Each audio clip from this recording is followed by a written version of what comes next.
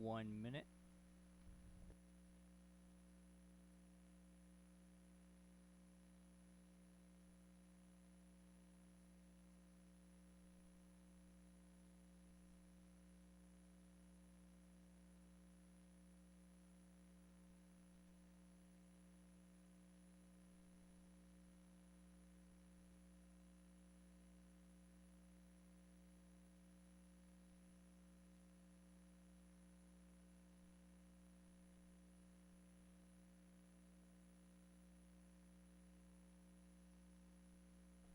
Stand by.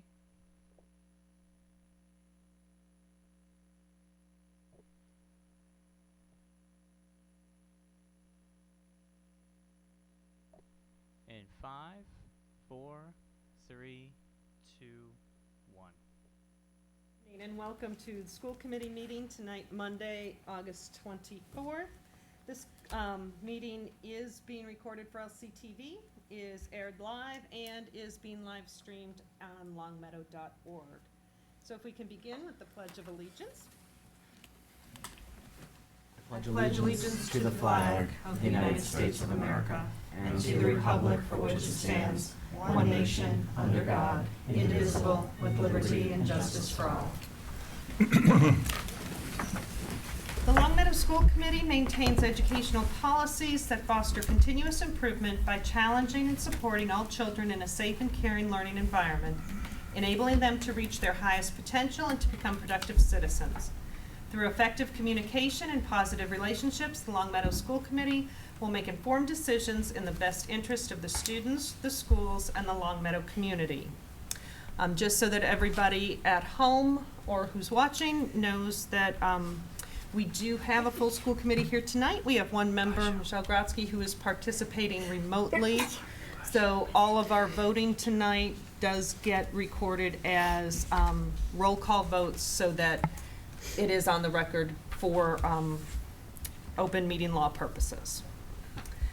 So, starting with visitor comments or public input. Good evening, everybody. Hi. Tom Manella. I live at 35 Blockland Drive here in Longmeadow. 2 kids in Blueberry. I'm a parent representative on the Blueberry Hill School Council and, of course, a former member of the Redistricting Committee. Please know that no one wants to revisit redistricting less than me. However, there are a few concerns that have come up as of late and things that fellow residents have brought to my attention. My recollection is that there were 3 main points that we left the redistricting efforts with: saving space in Blueberry, trying to remain either budget saving or budget neutral, and safety was paramount to all of the students. Rumors are circulating around the town that room is not being freed up at Blueberry, and that budgets are overrunning with new staff and or new faculty, but maybe most troubling is that there is only 1 crossing guard being put in the new redistricted Region A.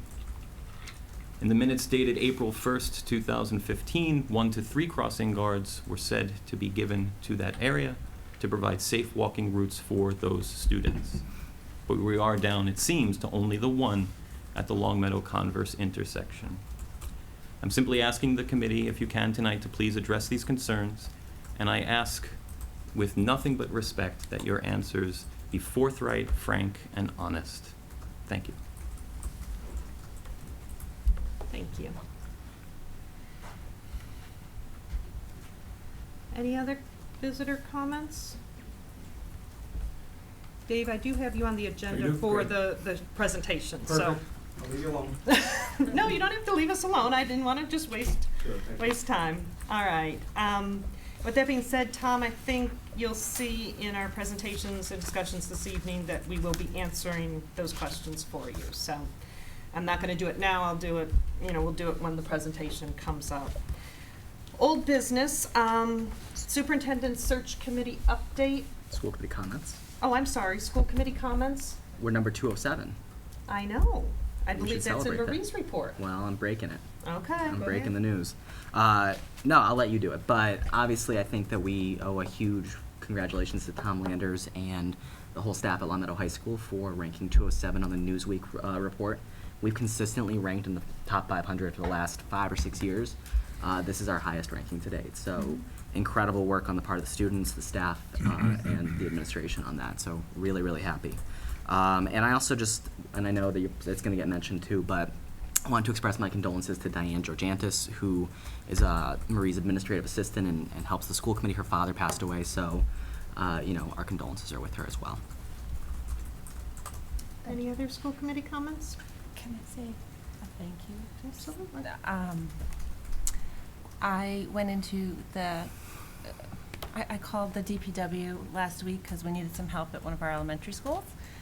And the DPW called me within 2 days and had 10 Bay Path volunteers to work with us in the garden over at Blueberry. They spent 3 hours on Friday in the garden, freshmen in the rain, pulling weeds. Missed. Not pulled down. Well, there was some rain, trust me. We were wet. But I just want to thank them. I guess it's part of their freshman orientation. They do something during the week, and then at the end they do community service around the greater Springfield area. And we were fortunate enough to get 10 of them at one of our elementary schools. Oh, awesome. So I thought it was really great. That is awesome. Just want to say thank you.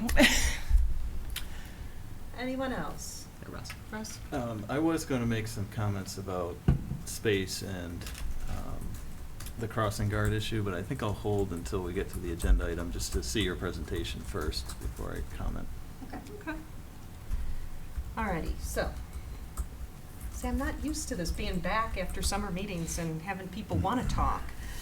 All right, so old business. Now can we go on to the superintendent search committee update? Yep. So the RFP working group is going to be meeting tomorrow for the first time.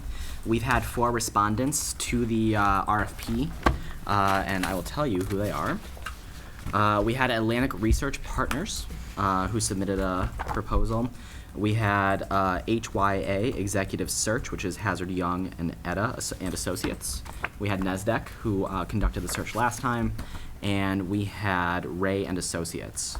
So tomorrow morning we'll be meeting with Chad. Michelle will be on the phone, and Liz and I will all be together. We'll be entering executive session to talk about the process by which we're going to go through this, including the technical evaluations, which we'll be conducting over the next week. The first thing we're going to do is assign reference checks that each one of us will be conducting on the 4 respondents to the RFP. And after that, individually, the 3 of us will go through and read the proposals, and we will score them either advantageous, very advantageous, or not advantageous, 1 through 3 essentially, across the board on the technical proposal. We're going to submit those back to Chad, and then on the 31st, we're going to post another meeting, which I think will also be an executive session, as we're allowed to under law while we evaluate the criteria and the respondents to the RFP. At that point, the top few, I guess there's 4, so hopefully the top 2 will come back from our technical evaluations, and we'll receive the pricing, and we'll evaluate them at that point and make a recommendation to the school committee for Monday evening at our meeting. Following that, when we make it public who we're recommending, the school committee will be inviting that firm, either, I think, the 15th of September? 15th. We'll be inviting the top firm that we recommended, to come and present their timeline, to present the way in which they'll be conducting a search, whether it's nationwide or statewide, the recommended body that they propose to conduct the search, and they'll be making their presentation on sort of the services and amenities they offer to school districts. So, we're hoping to have this process wrapped up by the 15th of September, which will then allow us to, have this committee, this consultant really begin conducting the search for us, so that the work of the, reviewing and appointing body, not we're with the appointing body, but the reviewing and recommending body, the search committee itself, can bring recommendations back, hopefully by November at the latest. So that's where we are right now. So tomorrow we'll have a good meeting to go through these. Can I just ask a question? Yeah. And then John, I'm sorry. On our original timeline Yeah. that we've been working on this summer, it was that you guys are going to work on this, come back to the meeting next week is the special meeting. Yep. And that it was my understanding that we vote then on which company We or which can. firm that we would Yep. like to move forward We're going to make a with? recommendation to school committee. If school committee wants to vote, then school committee can and probably should vote. Okay. But I didn't want to say the school committee will vote then without, if the committee's not comfortable with the recommendation. So we will be making a recommendation on the 31st. Okay, thank you. I just wanted to clarify that. John? Is there some reason why we only have 4? It seems like that's a very small number. That's just we- who responded. It's a very specialized field. Yeah. Well, where did we advertise? The advertisement, Chad, who works for the town, Chad is the procurement officer. I believe he did advertisements in. There's a goods and service publication that the yeah. state puts out for these types of bids. I think it probably went out on the listservs. In the normal, I don't know where specifically it was advertised, but I can get that information. Well, no, I'm just curious as to, are we doing a fairly widespread search, including looking for the search group? Yeah. So just so you know, this company, the top one ran, or not the top one, but the one on top of my packet here, should really be careful when I say that, has 2 different offices, one in Cedar Rapids, Iowa, and one in New Jersey. NASDAQ obviously is a Massachusetts company out of Marlboro. HYA and Associates, I believe, is out of also New Jersey. They have offices in Palo Alto, California, and Rosemont. And then Atlantic Research has offices, I'm not really sure where they have, in Chicago. So a lot of Midwestern firms that have applied for this. Okay, So it's pretty wide, I think. all right, Yeah. thank you. MASC didn't submit? Nope, No? didn't respond. Russ? Yeah, I was gonna say, that's pretty typical. The group that we got, except MASC, didn't submit for some reason. But Just I'm one less familiar group. with those firms. It's kind of those 4 plus MASC usually. I look at that as just us having one less to review. Which is good, I guess. Yeah, it's nice to have All right. Any other questions for Michael regarding the superintendent search update? Okay. Okay. Last meeting, we did review the FAQ sheets that we came up with at our retreat. We were talking about putting an FAQ sheet up on the school committee's page, just so that people can try to find in one spot all of their questions answered. So I did update that. I know Diane sent it to everybody electronically, because she had been out of the office. I just wanted to make sure that I covered everything that we discussed, or if any more changes are recommended. Everyone's I thought it good? looked good. Okay. All right, then it's not an item we have to vote on, as long as we have consensus that we're good with how it's worded, that can get put up on our website then, so. Yeah. We will be working on that, as soon as we can, whether that's Diane or someone else in the office. Alrighty, so Marie, let's move on to your report. Okay. As Michael announced, the high school is ranked number 207th in the nation by Newsweek. I think people should know that there are over 14,000 public high schools in the United States, so that's quite an achievement to be ranked to 2007th. Again, thanks to the work of our staff, the commitment of the parents, and the support of the town. It's the whole reason why we're so successful in education in Long Meadow. Most importantly, too, is to thank our students who worked extremely hard. This year, we had the highest SAT scores in the history of Long Meadow High School, so thanks to the students who brought those accolades to us, as well as the community. Another report that's just come out is the Niche Report.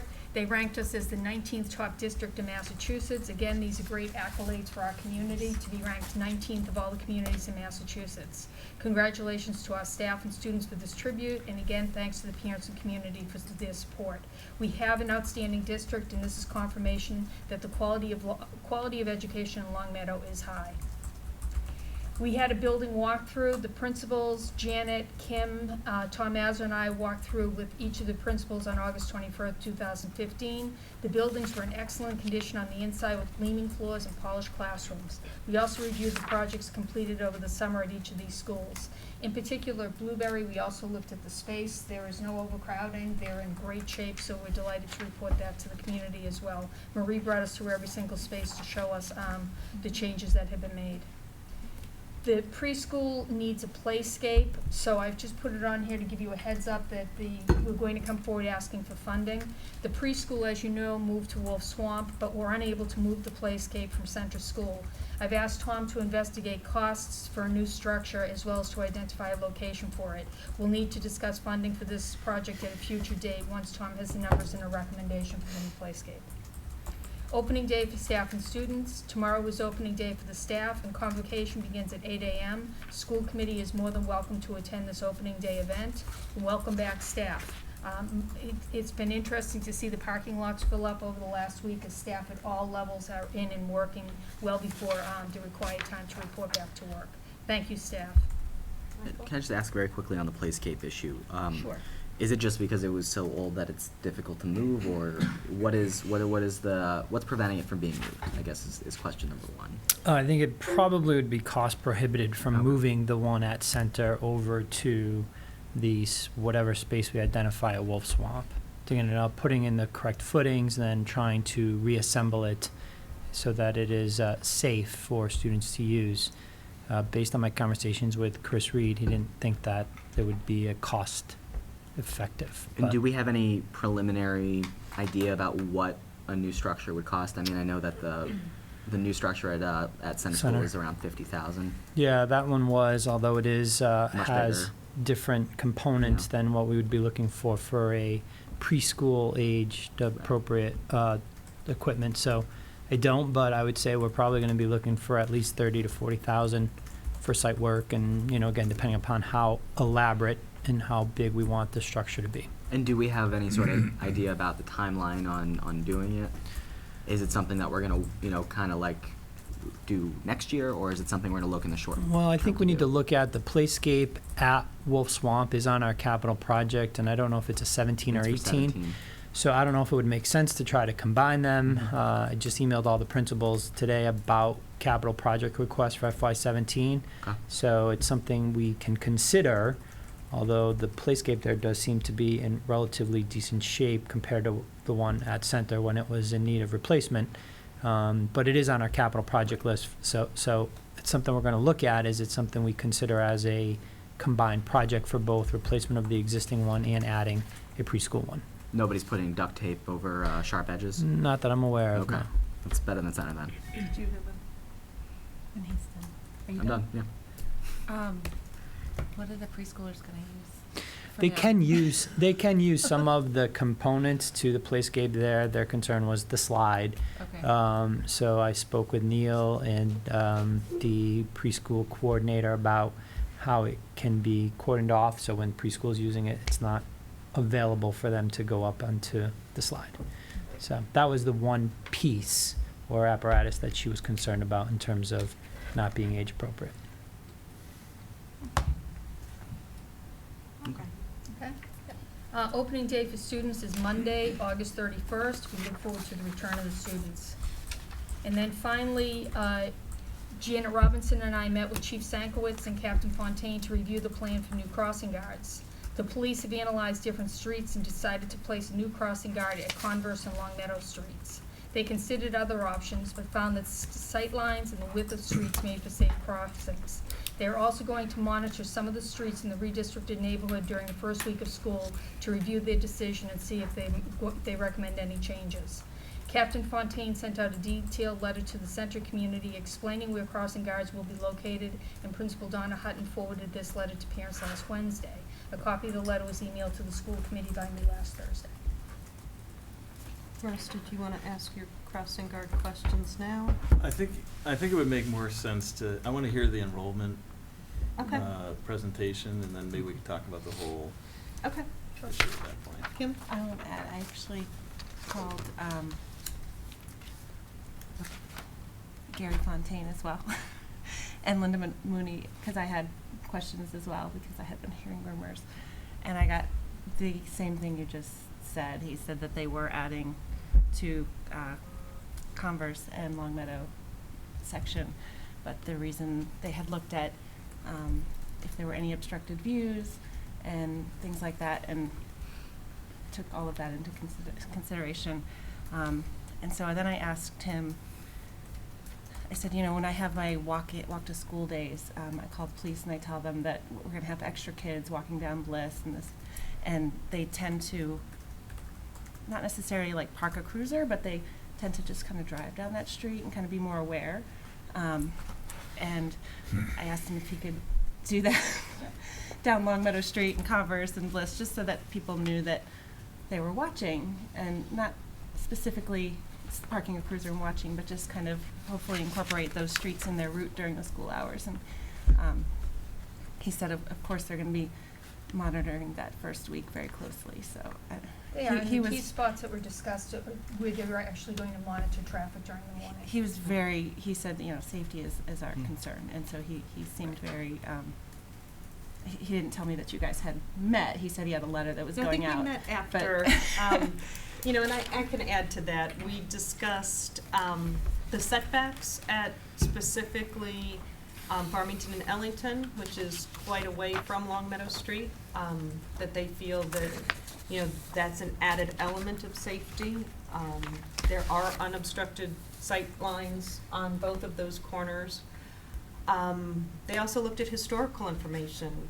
While they recognize the fact that traffic patterns have changed over the last 10 years, when that neighborhood used to be at Center School, the crossing guards were in the same places that they're placing them now. So they wanted everybody to be reassured that safety still is paramount, but this is a fluid process. They want to see how what they've planned works for the first week or two of school, and they're willing to sit down and discuss and make changes if they see a need for it. But it is definitely on their radar. They had said they had spoken with you, you know, that they are watching this very closely. But it's not something that they're just going to put there and then wait and see if the need is there. They're going to be monitoring it actively during the weeks of school, the first weeks of school.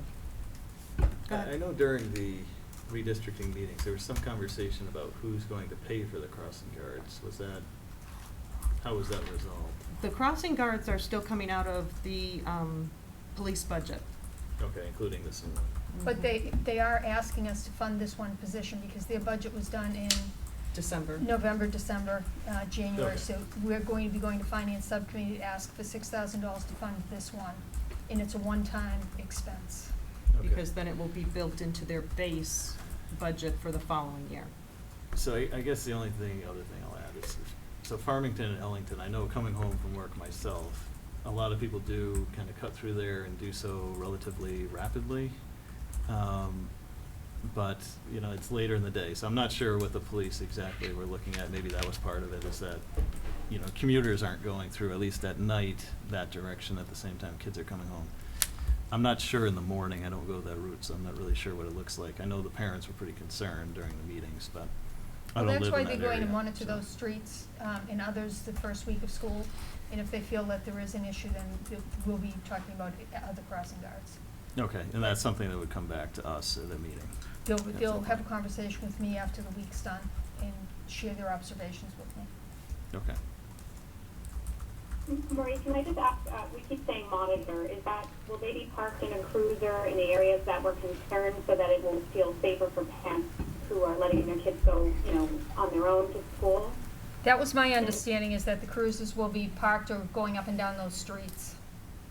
And assisting the children if they need it, and, you know, so that parents can feel sure that there's not crossing guard, but there's police officer there?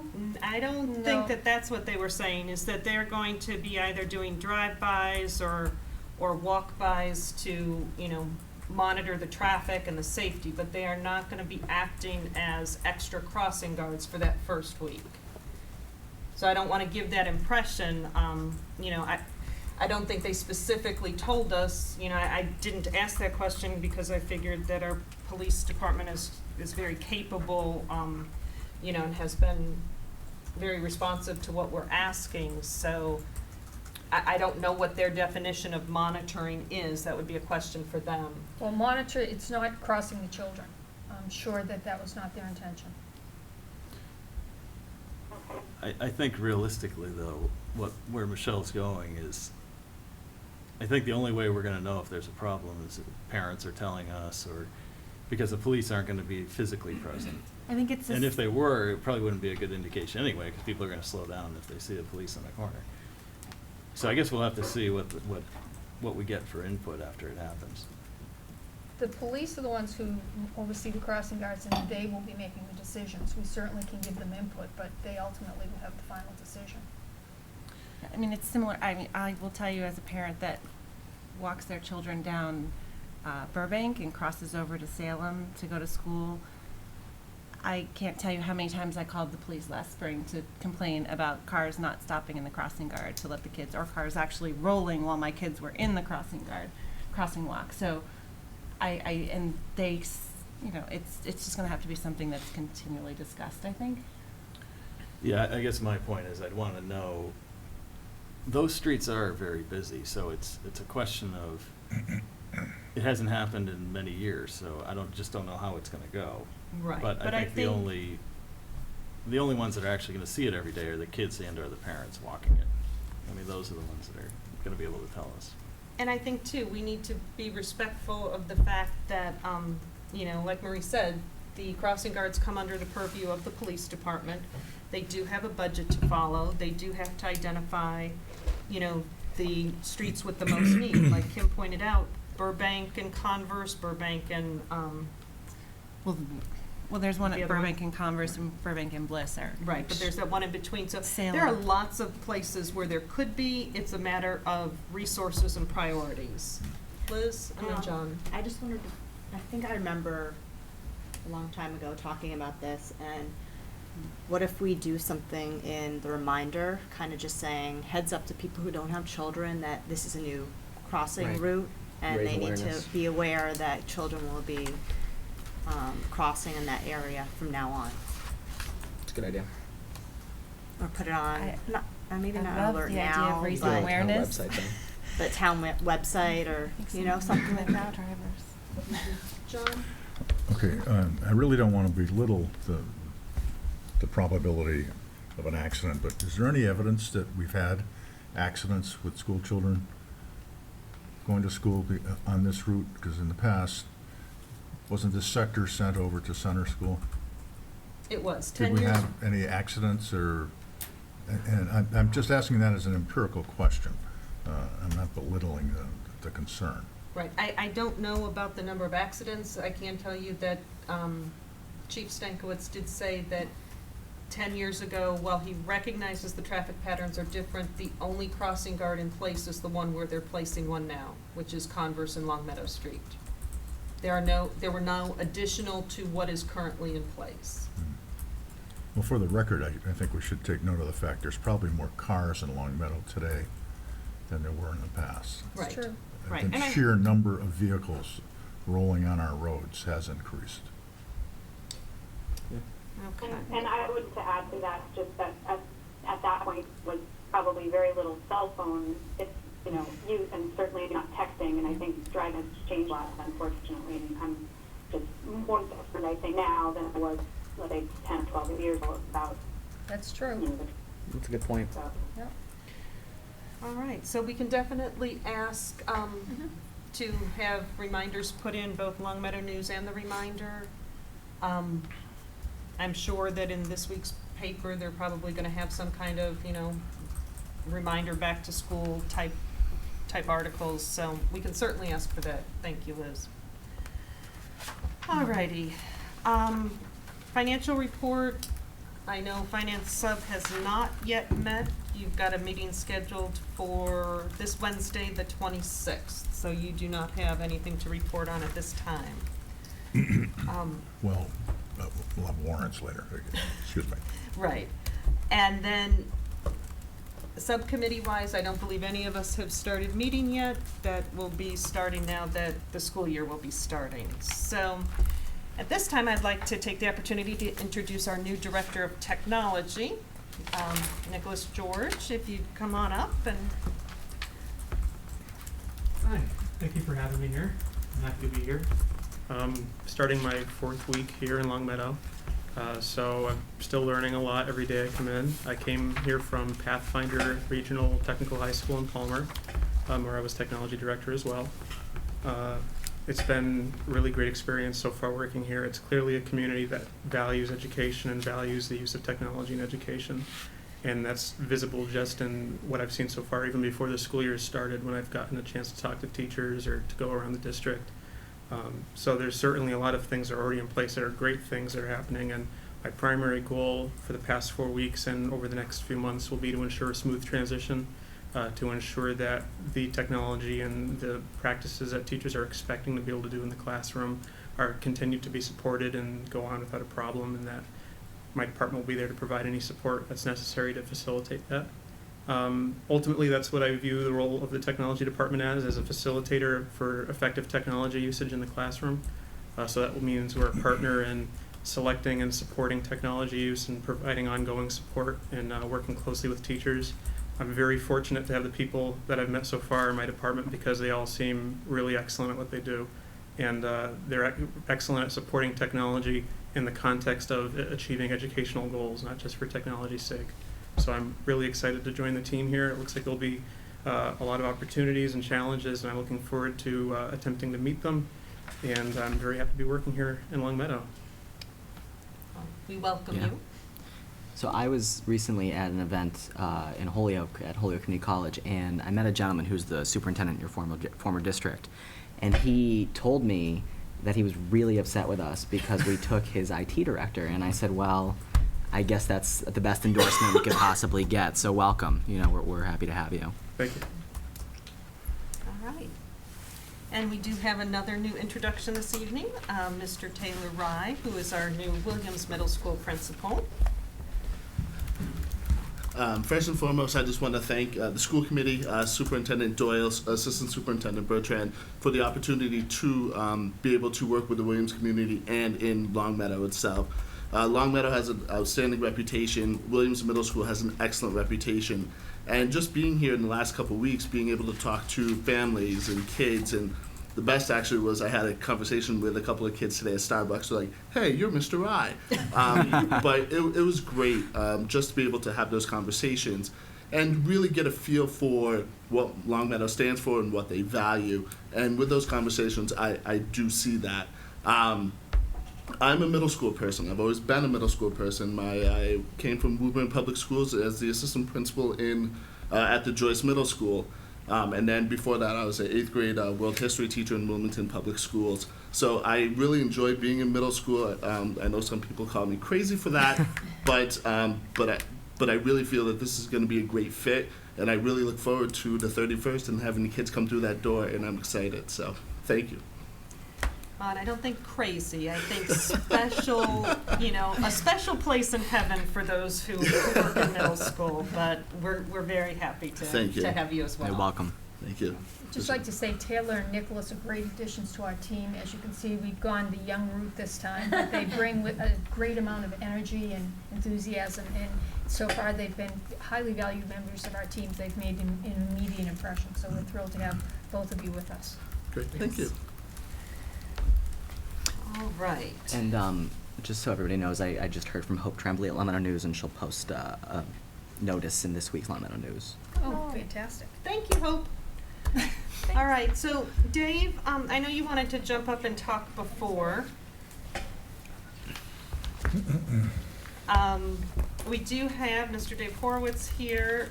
He is, I'm not sure quite who you're representing. Is it Sure. the Booster Club? Sure. Dave Horowitz, 18 Circle Road. I'm co-chair of the Gridiron Club, which is the booster club that supports the Long Meadow High School football program. I'm here on behalf of the Gridiron Club, but I'm also representing partially youth football because we're hoping we can give you a contribution. And I'm hoping I can just do a limited amount of handouts, if that's okay. Absolutely. I only printed 5, figuring We can share. could share. We Yeah, can I share. apologize for those out of town. Thank you. No, thank you. So, taking over the co-chair, the first order of business that myself and our other chair had was to sit down with the coaching staff and ask what was needed out there. And first and foremost, it became obvious that we need to do something about the storage area. And if you take a look at the handout, the first 4 pictures are what we're currently using at the high school field for all of our practice equipment for the high school. We're talking about blocking pads, lane markers, sticks, footballs, you name it, go in here. The watering equipment for the boys while they're practicing, it's all in these. And as you can tell, that's in a real state of disrepair. Also, unfortunately, it's also not suited to house the small cart that the training staff uses. So when we sat down with the coaching staff, what staff asked for was, hey, could we have a shed that could house the manager's vehicle as well as the equipment? So we went out, went to 3 different local entities that provide pre-built sheds. Skips from Agawam was the most advantageous from a price and delivery perspective. Matter of fact, they've already got 2 small units on the site already, and they're also supplying the unit that's going to be at the tennis courts. So they were very good for us. We met with the athletic director, and we're told that that is the proposed location.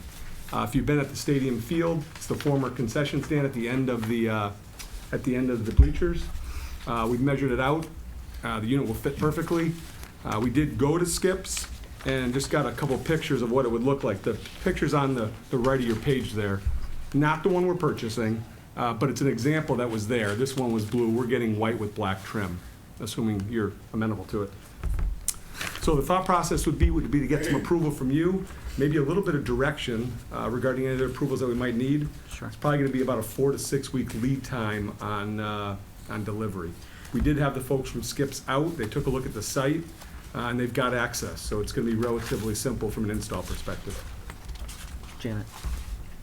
So, just one, is this the old concession stand staying there? Or Yes, it is. Okay. It's being used to store track and field equipment. The hurdles are kept in there and a few other things. Okay. So this is the shed we're talking about is going to go right next to it? It is. Okay. You know, I just, in the past, the Gridiron Club has been so supportive, and we wouldn't have a beautiful new scoreboard if it wasn't for them. And, you know, they support the efforts of so many students in, you know, playing football and our youth sports and, you know, in our high school sports. So I think, you know, obviously, I am incredibly appreciative that this is, you know, something that your organization wants to fund. And, you know, I think, you know, it's just another great moment in our partnership here. So thank you. Thank you. All right. Any questions? I know that I have some, but I'll let everyone else go first. Russ? So I would think we'd need to have conversation with the town about doing something like this. Well, that was my question, Dave. Are you starting with us, or have you gone to? The athletic director indicated through coach that we should start with you first. Okay. There's a meeting of the planning board the first Wednesday of the month. Coming out of this meeting, I'm hoping that I can make that my next visit, make sure they're comfortable with the plan. As I mentioned, I say we because I'm vice chair of the park commission, so Mr. Russell's championing the shed that's going to go on the tennis courts, so he's gone through that process already. So I think we're pretty fluent on what we need to do with the town. Good. Well, and I guess piggybacking off of your question, Russ, is, you know, the town and the select board has made it very clear, we are the tenants of the buildings, you know, and I know that there was a group who came forward last year wanting to talk about donating artificial turf, and that all had to go to select board because they ultimately, you know, own the track and field. So I don't know that, you know, perhaps our endorsement, but I don't think that our say is the approval. I don't No? think that that's correct. I think that we were talking about the turf field, which is maintained by the town. Okay. We're talking about a gift to the schools on school property, which exceeds what, $5,000, I think, is, or 10,000, whatever. Well, the policy now is if it alters the grounds. If it alters the It's not a footprint. dollar so I threshold think that all we anymore, need, so. you know, and the tennis courts are a very different circumstance because the town runs that, or manages that. But I think that all this requires is for school committee to approve the acceptance of a gift. It does. I do believe, though, that they do need to go in front of planning board, which they are Okay. scheduled to, but because there are some. But I don't think it needs select board approval. I would tend to agree with that. Yeah, so I think you use the right process. I mean, the school committee has to accept gifts. You're right about Yeah. that. I was just worried about putting the gift on town land, essentially. We need to go through a process, which it appears is the planning board. Yeah. So I think if we accept it, it should be subject to getting all approvals that may be necessary or something like that. Yeah, I mean, I don't think that's inappropriate. I mean, you know, we've obviously done this in the past with the scoreboard, with basketball courts at Glenbrook, with with a lot of other, things that the community has been gracious enough to want to donate to the schools. So, I'm supportive. Now, who does the maintenance fall to, though? Is that the town maintenance then? Yeah, I mean, being brand new, I hope it doesn't require much maintenance for many years to come. So, Well, they put a lot into this. So. but that's probably the schools, not town. So they do maintain the concession stand in terms of the facilities there, the bathrooms and that. But so this would, again, but it's just a storage shed. Right. That isn't going to have it. I believe there is going to be electricity connected to it for lighting, but that's it in terms of utilities. There's no Nothing. In other. fact, we chose not to have windows, so vandalism would be minimized. We're going to have louvers. We put some thought into how we're going to Right. have this thing built. And so the specs and everything you would be taking to planning board? Yep. I might say John? that, What's Oh, the, sorry. go ahead. Go ahead, Kim. I was just gonna say, if we're going to order it, you should do it before the Big E, Agreed. because we've ordered from Skips after the Big E, and it doesn't take Your 4 to 6 turns weeks. into 12 weeks. I know. Believe me, Coach wants it too. And the season starts on September 11th, so we've got some work to do. And first practice was today, so. John? What's the value of the equipment that will be stored in this facility? John, great question. Is it, that sort of argues for the proposal. Of course. Yeah, if you had the cart, it's tens of We've put a lot thousands. of taxpayer money into this equipment Mhm. for the teams. No doubt. And, we sign the warrants and pay the bills, so we see it. And the but, roof's leaking now, so we really, Well, we really. so it's anyway, it's a sizable amount of It is. It is, definitely. valuable equipment that should be protected. No doubt about it. And Dave, I'm probably asking questions you may not No, know. please. Concrete slab? No, actually, and I don't know, maybe you can give me some Alex. Skips feedback. They actually talked us out of the concrete slab. Really? Yeah, for runoff purposes. When they came over to take a look at the site, they thought a pea stone bed would be a much better fit. Yeah, that's what we have on there. And we were actually budgeting for the concrete, so it was sort of a win-win there. Okay. I'm sorry. So, do we still need the existing storage? Would that remain, or? If I had my druthers, it would go away. I don't know if there's other repurposing needs. It's not suitable for equipment. Everything we have could fit in the new shed. Oh, absolutely, yeah. And also, the cart itself for the managing staff. So that'll be a big benefit. And for those that don't know, for the past probably 4 or 5 years, the high school's been practicing on Williams because the high school was under construction, it hasn't been developed. We're now back here finally. I don't know if it was on the up and up or not, but I know youth football at the time put that pod at Williams for storage, which was very temporary. We'll be able to avoid that. Tom? To Russ's point, football may be all set with storage, but we do have other needs regarding track and field equipment. As they said, they're currently using the old previous concession stand. So we're trying to work with the town and the town's engineers on the space below the esplanade outside of the library. There's that whole area that could be used for storage, but there needs to be some ventilation corrections made before we can store really anything of any value down there. So Is that in the basement? yeah, it's on What's the leaking? back parking lot off Under of the William patio. Street. Okay. Because they asked to have more What's trailers, and I said, we really don't want to put any more trailers out back when we have this space that was designed or intended to be used as storage, but currently is not. So we are working with the town on trying to address that, so it'll be available hopefully at some point. I have no idea what the fix may entail or when it could be resolved, but it is something we're working on. So this could be a potential cost later, is removing this. It could be, site itself. correct. Because we also have a couple across the street, I believe, over on Russell Field, too, that are used for baseball and possibly soccer nets. So, they're, again, I don't want to add more metal storage containers if we can prevent it. All right. Any other questions or comments? All right. Anybody wish to make a I move that the motion? Long Meadow, the school committee accept the gift. Do you know what the monetary value is again? $8,080. Thank you. I move that the Long Meadow School Committee accept the gift valued at $8,080 for a new shed to store football equipment at Long Meadow High School from the Long Meadow Gridirons Club. Second. All right. Okay, discussion?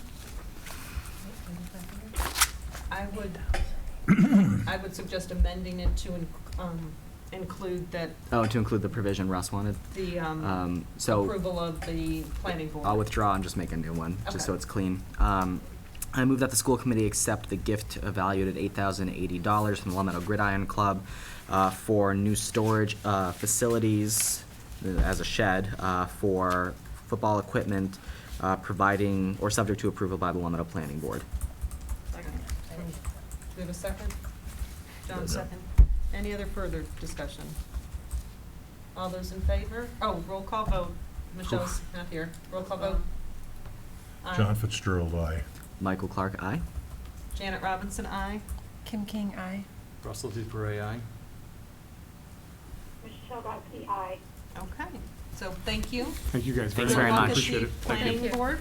We do appreciate all your support. Thank you Yes. very much. They'll be fine.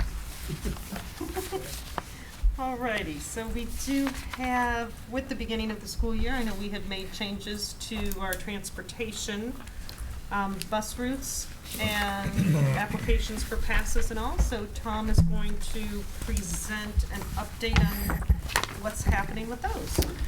So we have approximately 225 requests for bus passes for transportation for the coming school year. On Friday, we mailed out 190 of them with the passes and an accompanying letter indicating the information related to where the bus stop location would be and the pickup and drop-off time.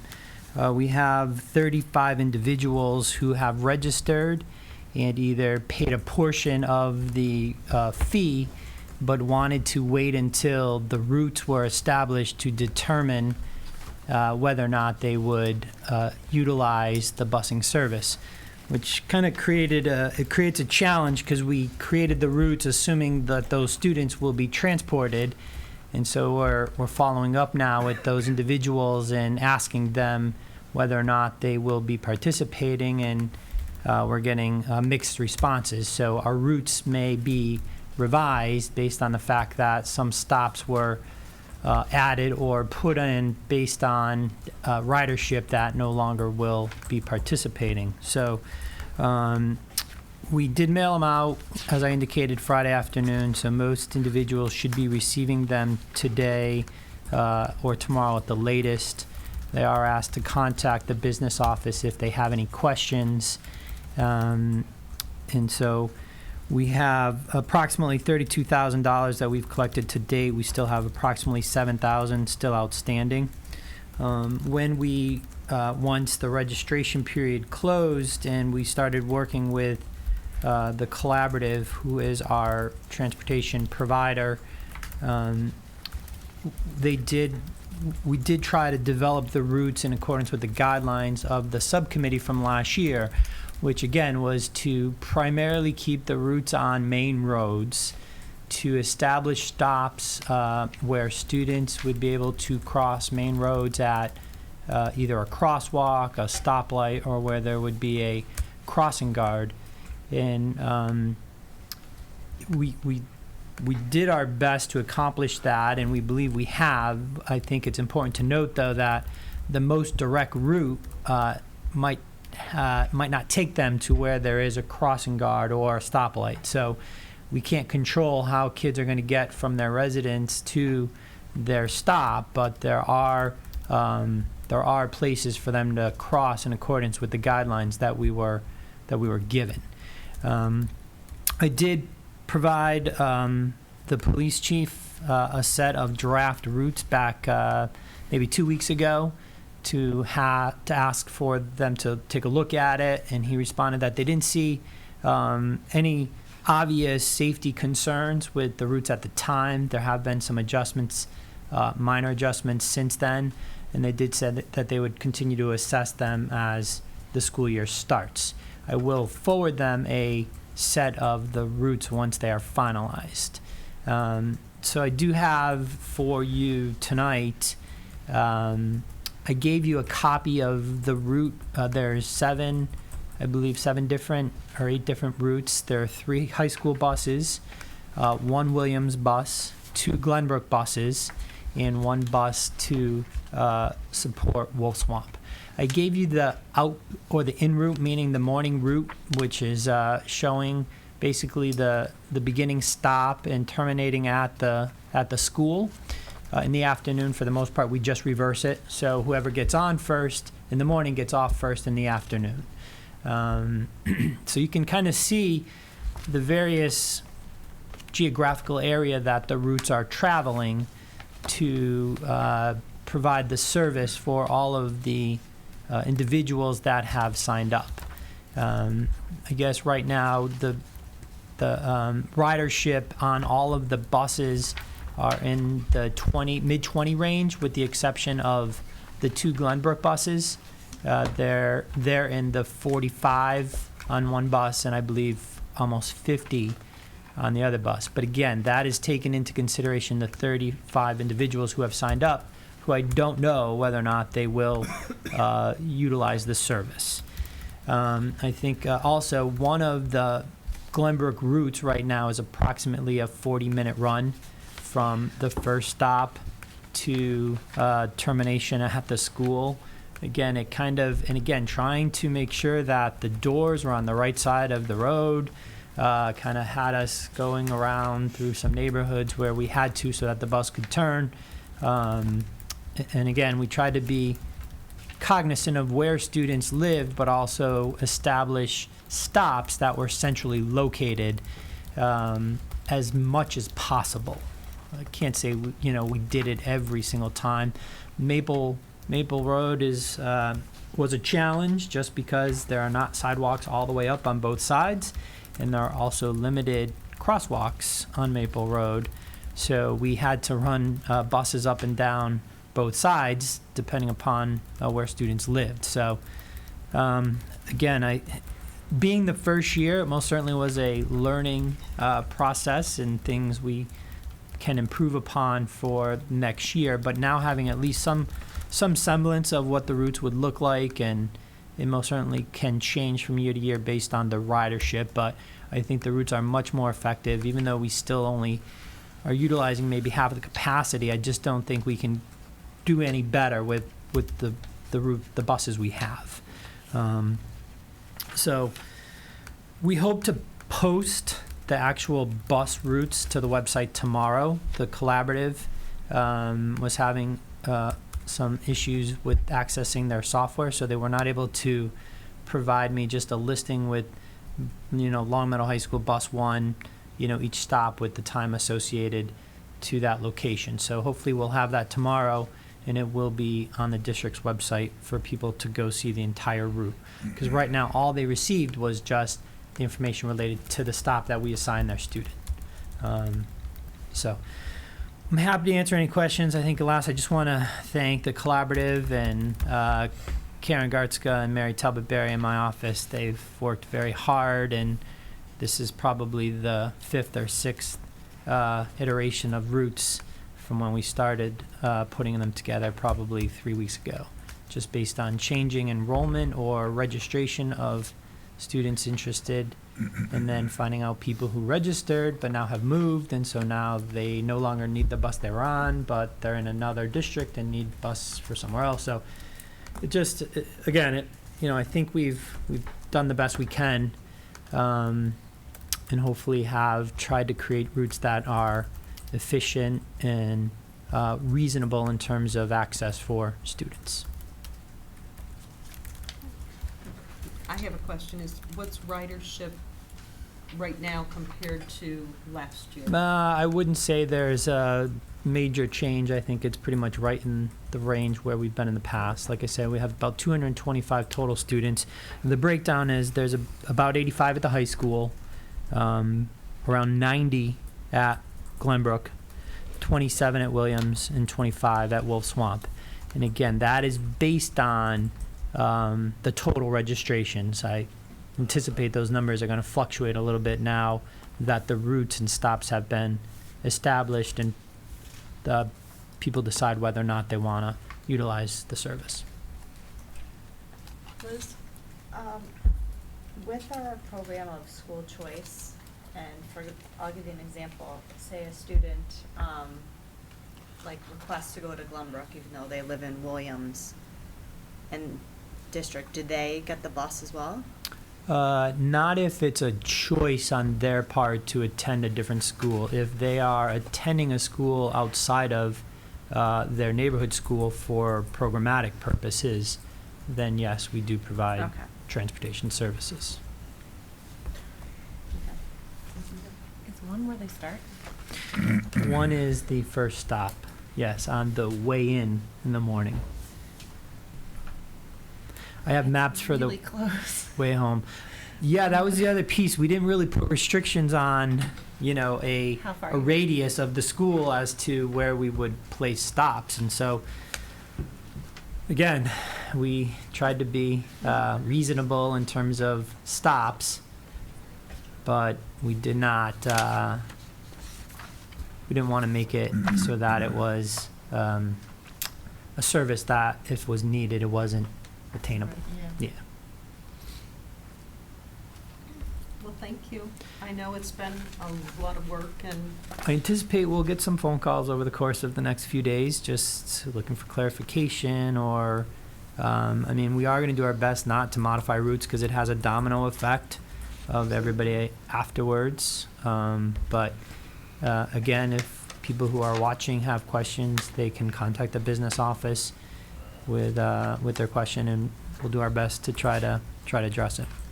and so right now, if anybody's interested in getting a bus pass who hadn't enrolled prior, it looks like for high school students, that shouldn't be a problem. And for Williams, it shouldn't be a problem. It would only be the Glenbrook population, since those buses are almost at capacity. Yeah, one of the buses. We use a capacity of approximately 50 students. One of the two Glenbrook buses Is are it there. 49 and what was So it, 44? we do have one individual who has registered for that Glenbrook bus with 49 students. We told them that once we find out what our final ridership number would be, by the end of the week, we would let them know whether or not we could accommodate them. But so far, there's only that one individual. But if people are interested, they can contact you, Sure. but it's not that the routes will be changing. Correct. Anyone else? All right, thank you very much. Welcome. All right, and in answer to, I know at our last meeting, some questions came up about enrollment and class sizes and any overcrowded conditions and how building space was being used. So I did ask Marie to put together a presentation to hopefully answer those questions and more. So I will turn it over to Marie. Thank you. You're welcome. Every year we get enrollment projections from the company NASDAQ. They're known throughout the state for giving good projections. So we look at this enrollment data to try and help us determine what staffing that we need. Sometimes it's a little tricky though, because you'll see over the 5-year trend that it varies year to year. But I'm going to go through the 5-year trend so that you can see what has happened. Back in 2011, 2012, the projections were pretty good. We saw less students in kindergarten. We saw just a few more in first and second grade. They were right on the mark for third grade. Fourth grade had more students, and fifth grade was right on the mark. Marie, could I just ask, could you put that into full screen mode? Yes, I can. Thanks.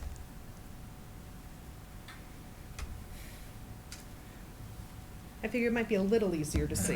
Okay, is that better? Okay. Perfect, thank you. Sorry about that. In 2011, 2012, we did not add any new positions. So that was one of, I think, Kim's questions, is in the past, how many new positions have we added and how many do we let go? And I'll get to that a little bit further in the presentation too. In 2012, 2013, the the numbers varied a little bit. They were fairly consistent with the October 1st enrollment data. You see that the first grade really surged that year, and that's, sometimes we see the first grade surge. We think that there are people that go to private kindergarten and then come back into our first grade. So that was really off that year. Other than that, in 2012, 2013, the projections were good. We also, that year, brought back a 5th grade teacher later in the year, so in August, we added a 5th grade position. In 2013, 2014, you can see that this was a bit different than the 2 years previous to that, in that enrollment was up almost across the board, except for the 5th grade. So we had a year where we had surging enrollment.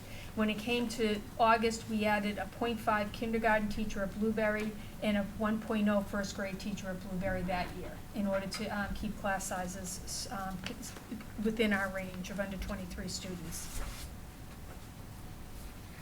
You can see in 2014, 2015, enrollment was up. Again, we're seeing that the numbers went from being pretty consistent to we're seeing a surge in population. Again, whether this is house sales, we did contact NSDAC and said, you know, what's up? Why are the numbers off? Whether it's a strong economy, the low interest rates, for whatever reason, more retirees, but we had an unusual year with the surge in population. When it came to summer hiring, we added a kindergarten teacher at Wolf Swamp, and we had a first grade teacher at Blueberry, so that we were pretty much still on the mark for our staff projections, even though enrollment was up.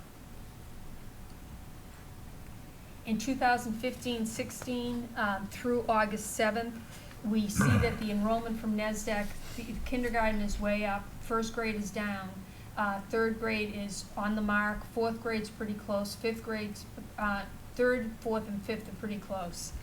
This year, we did add more positions, and this is the first year that I'd say it's an anomaly in that we hired 4 positions. We hired kindergarten at Wolf Swamp, kindergarten at Center, 2nd grade at Blueberry, and 4th grade at Center.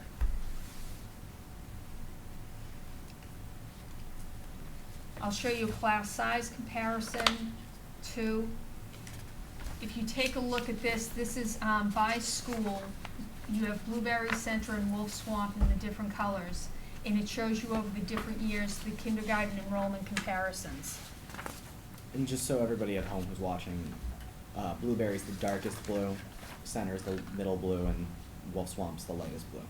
Okay, thank you. Welcome. And the number at the top, we should note, is 20, so The that number people at the don't top is freak 20. out, yeah, because Right. Right, and I know that we will be posting these to our website after this evening, so that families watching or anybody interested can access the same data.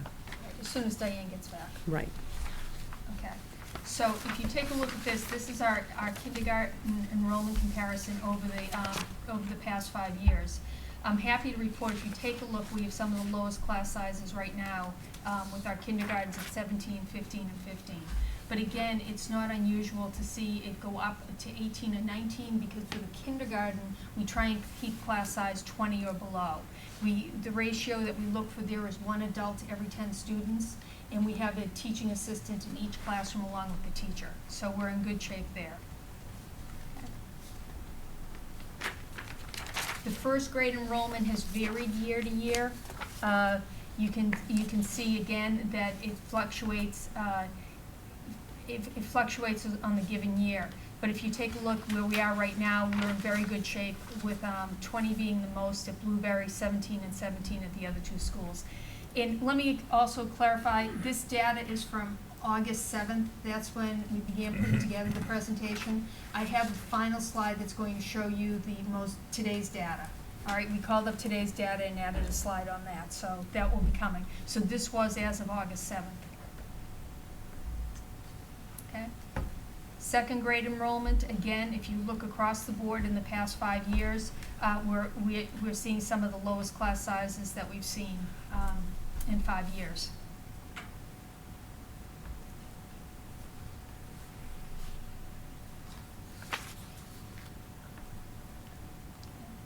And our goal again is under 23 when we get above kindergarten. Here's grade 3. Blueberry's a little bit high right now in grade 3, but it's still under our 23 mark. Today it's at 22, and on this chart it's at 22. 23? We have 23 in one of our classes. Just so you know. It's my daughter's class. Of course. 4th grade, lowest class size across the board. This is interesting.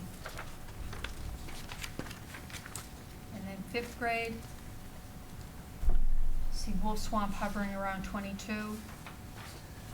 But again, comparatively speaking to other years, it's still looking low, given our 5-year trend. Yeah, they all go around 21, 22. Yep. All right. Another question that came up was around redistricting. The mission of this came right off the redistricting mission. Our mission is to provide similar educational experiences in all 3 of our elementary schools. In order to achieve this goal, the elementary schools will be redistricted so that they are balanced for now and the next 5 years. Suitable boundaries that maintain neighborhoods and reduce the need for busing should be prioritized. Student safety and crossing roads should also be addressed. The committee will also recommend transition plans to help make a smooth, thoughtful transition for all students who are to be moved. And I know there was a question about redistricting. Does this answer that question, or I forget who asked it last meeting? I think maybe the next slide Okay. might help. All right, so here we have the elementary enrollment comparisons. I think what we talked about, our goal of redistricting was to make the schools as equal as possible. So you can see that over the past 5 years, Blueberry far outweighed the other neighborhood schools with numbers. If you take a look at 2015-16 and keep in mind that we grandfathered the 5th grade, we see we've closed the gap significantly, and I think you'll see the gap close even more once the 5th grade graduates. And I think one point to note is the preschool numbers are not reflected in this graph. So if you add in the approximately Another 40 students. 40 to 50 students at whichever school is housing, I think the first 4 years were at Center and this year is at Wolf Swamp, Oh, they're so not- that lowest, They're not included in any of the No. numbers? Okay. no, preschool is not included because we were only comparing K through 5 in those. So that's why some may look lower than others, but you've got to add that 40 to 50 back in. So preschool And was at... Center had the preschool for the previous 4 years, Okay. so their numbers would have been up another 40 students there too. Okay. Okay? Thank So you. again, Wolf Swamp, add 40 to the column for 2015, 2016.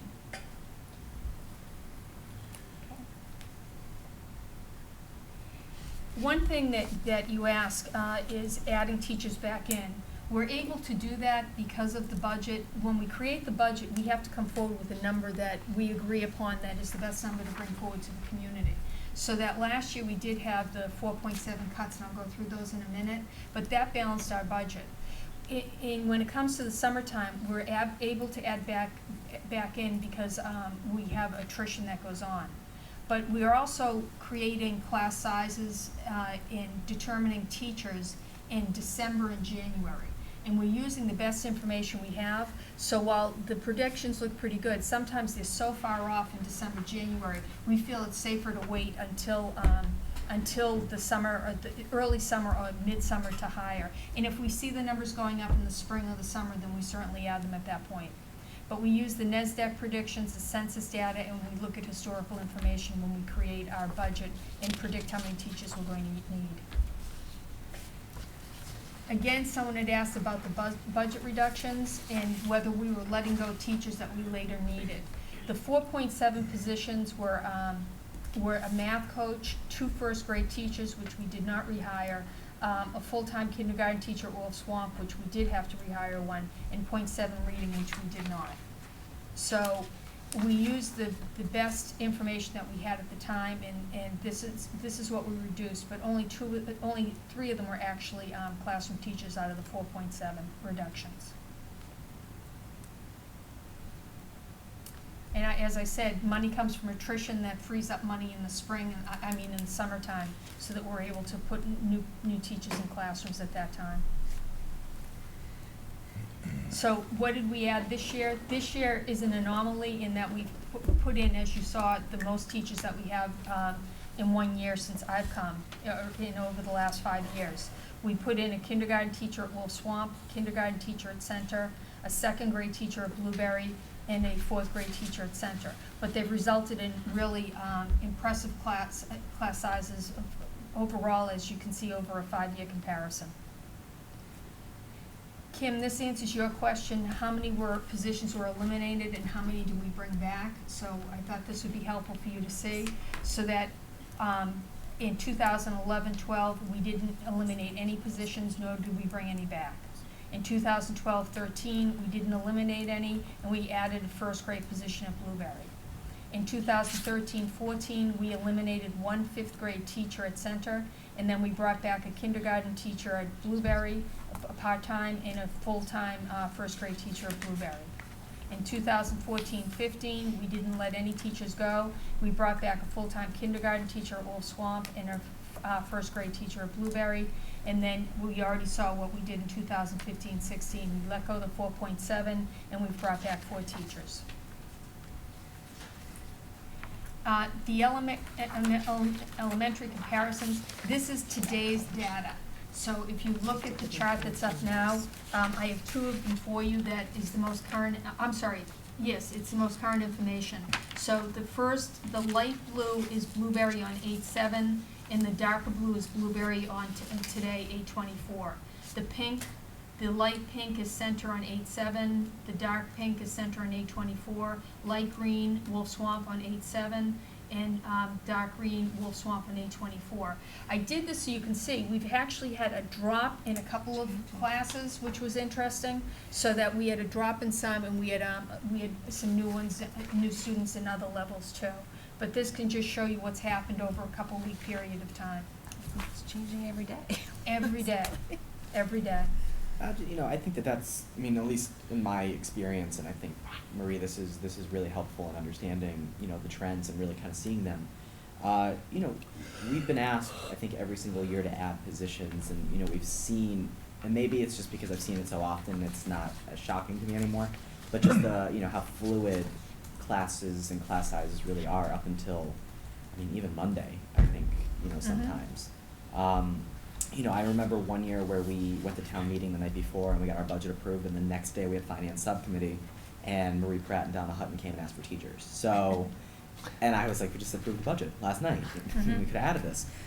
So it's, I certainly, I think we do the best we can. I think historically we've done the best we can, anticipating the needs. Regardless of the circumstances around redistricting, we've really, done the best we can do, and and I think Tom does a great job with that, and you and Sue do a great job with that. So thank you for this information. Thank you. And I think this is good to note, because when you see the movement just over a couple of weeks, imagine that over a couple of months. It really can be staggering. If we showed you the data in December and how classes change by May, and then again how they change by August. So that's why sometimes we hold off, because if you add them in the wrong spot, then you limit your resources for when a real need arrives. So that's why we try and we do it at the beginning of the summer, and then we have a drop dead date of August 1st for the last time to make adjustments. Okay, and then the last one, this is the elementary comparison again that shows you the difference in class size. This is what it actually is as of today. Wolf had a surge in the lower grades. This is a lot of information. Thank you. You're welcome.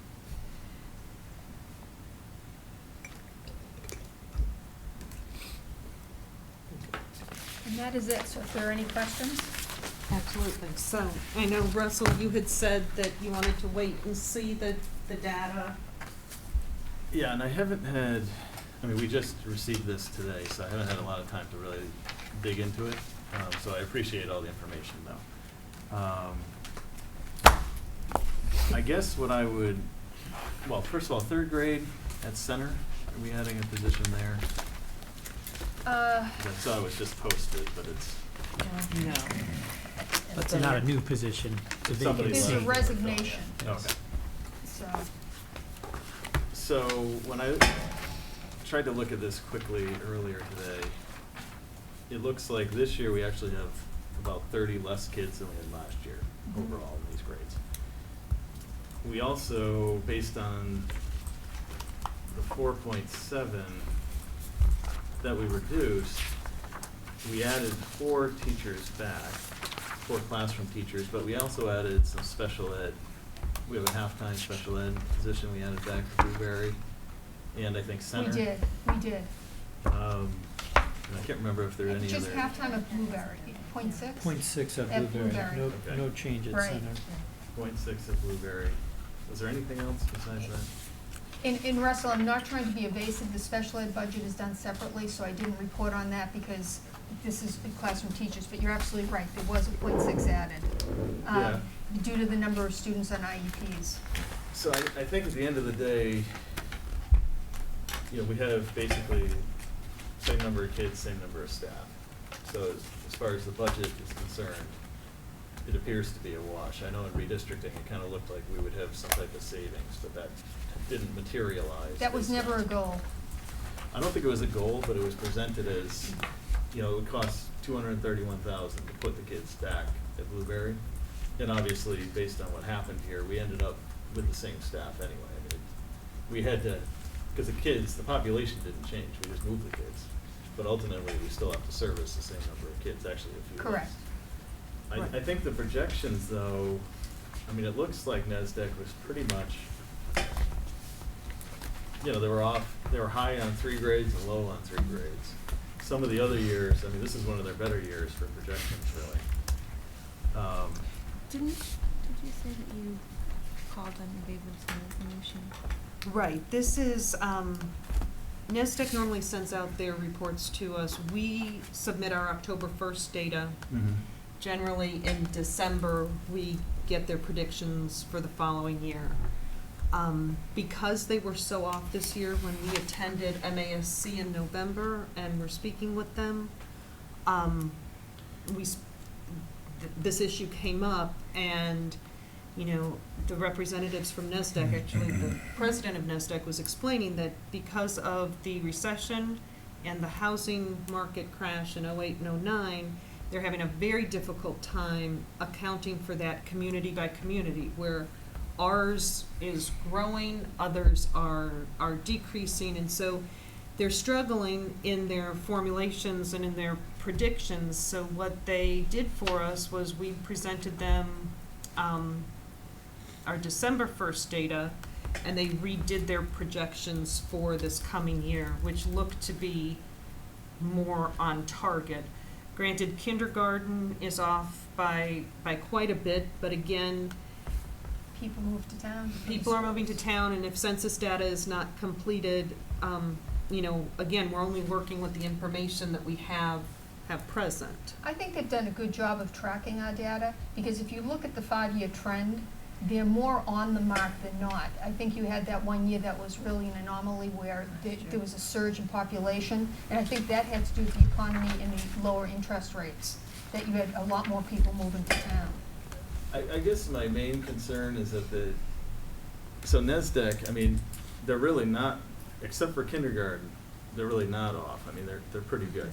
As far as kindergarten goes, though, we have less kids in this kindergarten class than we've had in any of these years except for last year. So when we look at staffing, I mean, my concern with all this really is to make sure that we don't end up hiring teachers in August, because I don't think it's good as far as, you know, you can still get quality applicants at the elementary level really in August as well as June. But you're not going to get the same pool because the June applicants have already taken jobs in other places. The other problem is somebody's coming in that has no idea what our curriculum is. They have to learn everything about the school in a very short period of time. And I understand some of that's unavoidable, but some of it, I mean, when we look at, forgetting NESDEC, we just look at Longmeadow numbers. They're not, they do change, you know, first grade, second grade, you know, some years are low, some years are high, but the certification's the same. So if we kept some of the people instead of letting them go, maybe they wouldn't teach first, they'd teach second. Sometimes But- we want those people to go. so. Yeah, well, that's a different, I mean, this is kind of the Right, 4.7 and though. with personnel this is- issues, I can't get into that in detail, but sometimes it's a conscious decision. Yeah, but that's not the way this was really, the idea here was these people left because of redistricting. I think, I mean, that's kind of the way it was presented. So, I guess my concern First grade teachers is at Blueberry, yes. ultimately looking at the population, we have 30 less kids, but I think the staffing really probably should have been the same throughout. Because I don't think the 4.7 that we thought we were gonna save was ever realistic. I mean, it's, Well, we've got to remember that of the 4.7, there are only 3 classroom teachers. And. yeah, but we added back 4 classroom teachers. Right, but that's based on enrollment. We were given, kindergarten numbers of 100. We ended up with 153. Okay, but that doesn't explain. So that's 2 teachers. So second grade, the projection was almost exact, and we had to add a second grade teacher. So in kindergarten, we have almost the exact same number of kids we had last year, and it's less than we've really had ever before. So to use the NESDEC projection, all I'm saying is I don't think that was realistic, because we've never had 112 kindergarten kids. It's never been less than about 150. So when we look at this for the coming year, I just want to be, more careful about if we're going to let people go, let's make sure we actually don't have to hire them back, because we might, sometimes you do it for personnel reasons, I completely understand that, but if it's because of budget or enrollment numbers, and then we have to hire somebody back in August, and we've lost somebody that was good. Yeah, I don't know. I understand that, but you can see that over many years, that's not the trend. This was an unusual year in terms of the number that we hired and the number that we had to bring back. Normally, it's been 1 or 2. So, and I agree, I think the principals for their scheduling purposes and all would love to know much earlier. And I think we can certainly try and make that date prior to August 1st. But again, you'll see as we go through the year, I'll keep you posted on the numbers, because sometimes it's a close call. I think if it's close, I'd rather err on the side of caution and just look at hiring somebody then. Okay. Than later. Okay. Can you I'm happy to hire. do that and then let We- them go Fire No. them, there's not in enough August? people. Right, Yeah, that's, can't do that. that's the What was thing that? is. You can't let them go because there's, You can interview, not but you enough can't students to hire. come. My mother was a teacher for 30 years, and I remember when we were at she was the low man on the totem pole. She was let go every spring and rehired the second to third last 2 to 3 weeks before school started, because they didn't know what enrollment was. I think that's part of it. being Well, so I went to, these meetings, and you could see in the projections that it was close in 2 or 3 grades. And so realistically, all we needed was a few more kids to come in, and we were gonna need another teacher, which happened at Blueberry. So I'm not saying post both positions at Blueberry that we might have needed, I'm saying post one of them, because we're almost, at least me sitting in the audience looking at it, it was pretty obvious we were gonna need at least one of those 2. Either first grade or second grade or second grade or third grade.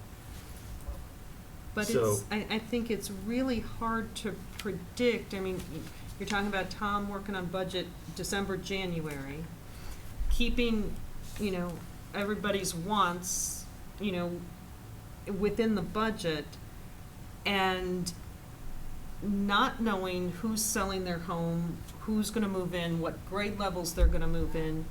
So it's saying, okay, well, we're gonna tie up $70,000 for a teacher, $60,000 for a teacher, when it could have been budgeted elsewhere, and then we not need that teacher. Now, granted, we have the flexibility in our budget to transfer money from line item to line item, but like Liz and Kim are saying, we can't keep a teacher on and then just let them go because we don't have enough class size.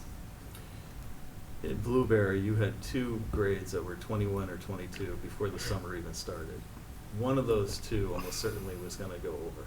I mean, everybody, that I talked to had the same opinion of that, and one of them did go over.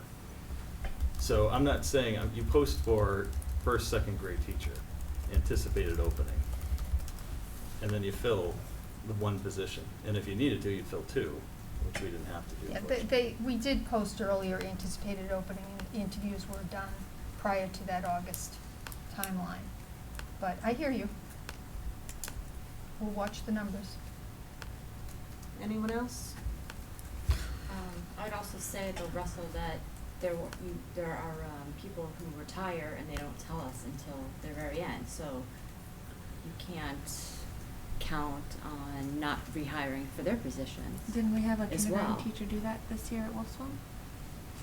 We did. Yeah, I mean, there's nothing you can do about Right. that. It's also, So We that's just had someone accounting, resign. is that accounting for, is that that- why we're Good. hiring the kindergarten teacher at Wolf Swamp? Oh, No. No. We added that class. This one was just added.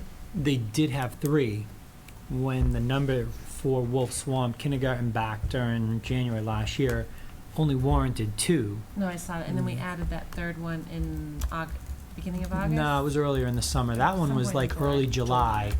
We authorized the kindergarten positions for Center and Wolf Swamp. But And then it's- that now has created a new position that wasn't in the budget, nor was there a person who was let go associated to it. It was basically eliminated through attrition. And I think, Tom, you brought something that needs to be noted, is not all of these positions are hired August 1st. You know, many of these were hired right after school let out. So it's not that we're, waiting until the very end to add. Marie has been keeping us very well informed and posted when class sizes have gone over, that there's a concern, and that she's authorized the approval of another position, so. Well, I just want to add one more piece. I think it's difficult if the numbers don't warrant it in December and January to keep a position in the budget, then forces us to cut something else to balance it. So it becomes that balancing act of the possibility of needing it, but not necessarily justifiable in January. So at that point, then we're deciding, are we cutting other services or material, funding or something to have that position remain. So And I think that better articulates what I was trying to say yeah, before. it is a tough, and we do find ourselves, especially in the kindergarten and first grade, always, if you look at the history, it's been primarily those grades in particular that we've had to add. So All right. So thank you for putting all of this together and explaining very clearly, the historical information of where we've been. Thank you. We do have warrants this evening, John? Yep.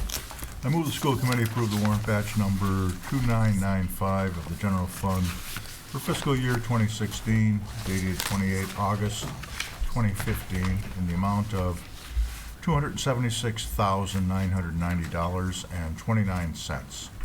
Second. So we have a motion and a second. Roll call vote? I was. John Fitzgerald, aye. Michael Clark, aye. Janet Robinson, aye. Kim King, aye. Russell Dupre, aye. Sandra Bradford, aye. Is that the only warrant batch, John? Just one batch, that's it. great. Okay. So we do not have any minutes for approval. We do not have an executive session, so I will entertain a motion to adjourn. Motion to adjourn. Second.